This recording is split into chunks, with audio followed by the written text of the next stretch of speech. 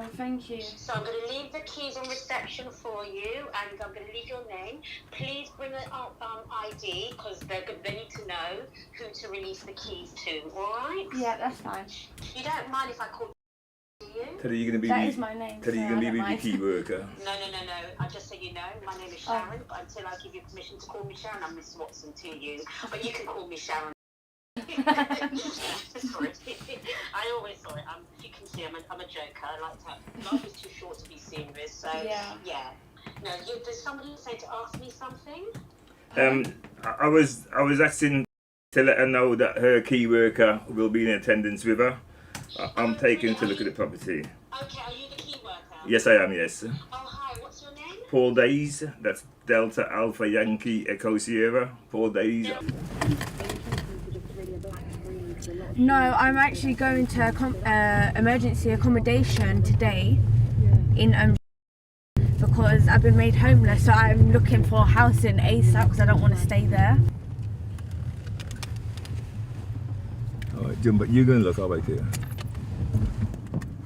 But remember, it's not bad, and you're only staying here a few days, really. I'm going to pull up down here out of the way. The baby's father. He's currently in prison, and he's just been found guilty for an attempted murder charge.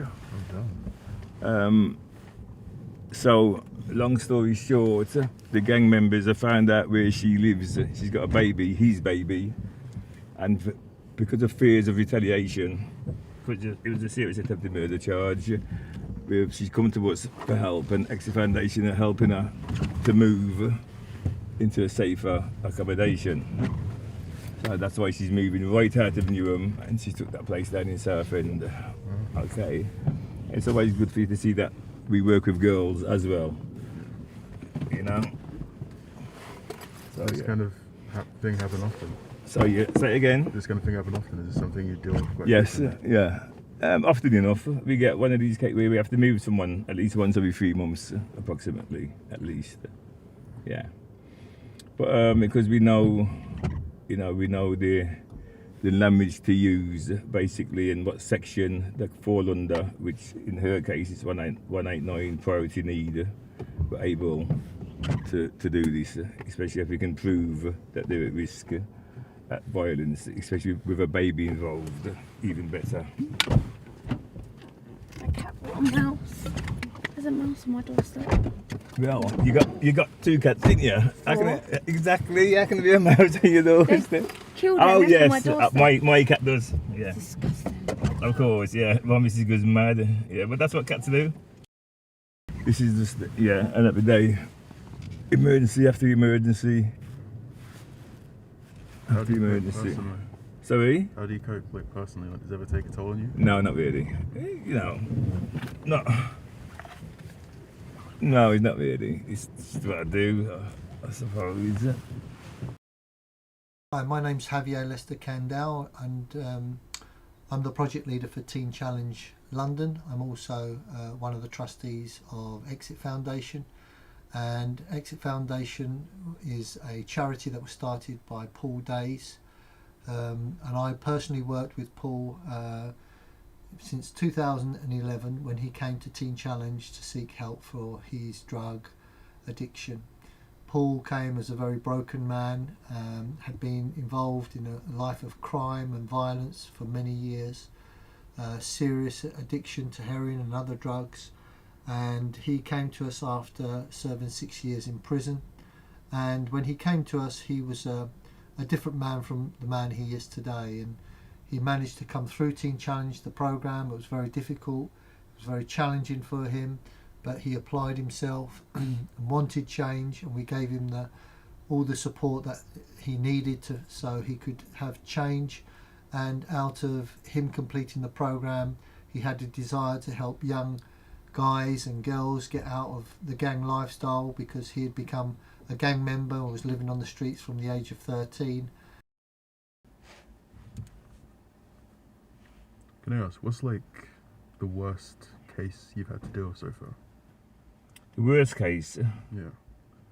As in, there's no worst case. I've had young people, clients that have been shot and murdered and killed. The worst case I ever dealt with was a young man, 16 years of age. He was referred to me by a professional organisation. Lovely lad. A lovely lad. But he was hanging around with the wrong crowd. But the saddest part is, his mum says to me one day, she says, Paul, what can I do? He said, be honest with me, be real with me, and what can I do to help my son? Because he was knocking around with gangs, etc. And I said, Mum, I said, you want me to be honest, truthfully with me? She said, yes, sir. I said, send him back to France, to your family in France, or to your brother in America. Get him out of this country, and he will live. And she looked at me, she says, is that what you think I should do? I said, yes, get him out of the country. You've asked me to be honest, and I'm being brutally honest. Get him out of the country. She said, okay, I'm going to find my brother in America. She did that. Long story short, he refused to go. A couple of months after that, he was stabbed to death in South London. I attended the funeral. Very sad, a young child, 16 years of age. 8 weeks after the funeral, the mother, he was the only son, the mother killed herself. That's the saddest case I've ever had to deal with. No. It's terrible. And it affects me to this day. Yeah, very much so. Come on, let's get you out of the car for 5 minutes. Have a look.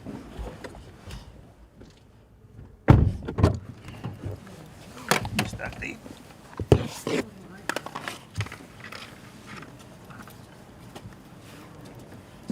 Today.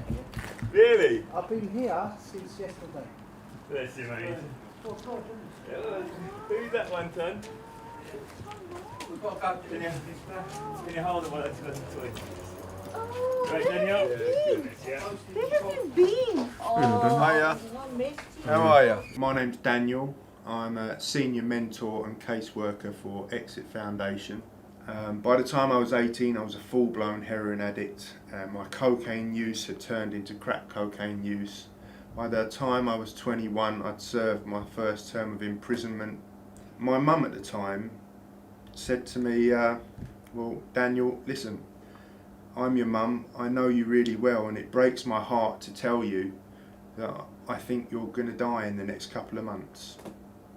I can't see you actually surviving much longer than that. And although her words impacted me, I developed this sort of coldness about me that would deflect the truth at any opportunity. So I accepted it, it hurt me, and I just threw it out the window. I wasn't interested. I thought, well, if I die, I die. That would probably be a better option for me at the moment. I don't know why, but as soon as I set eyes on Daniel, I knew I'd be using him, and I told him that as well. I said, you do this, I will use you. Yeah. He did it. Yeah. I said, if you can do this, I will use you. You know, and you'll be doing what I'm doing, and that's helping other people that have made a mess of their lives like we have, or made wrong choices, or are taking wrong choices, or are taking the wrong route in life. So what do you think it takes for someone who's been in prison 40 times to Hope. fully commit to the Hope. Yeah, hope. Real hope. You know, to see that hope is real and attainable and achievable, and it's there in front of you. He's witnessed. What he saw, he actually witnessed, and it's in the evidence in myself. Someone that had been on the road, was in addiction, as worse as him. In fact, worse. And he thought, well, he saw the hope, and I said to him, if I can do it, anybody can. and that's the truth.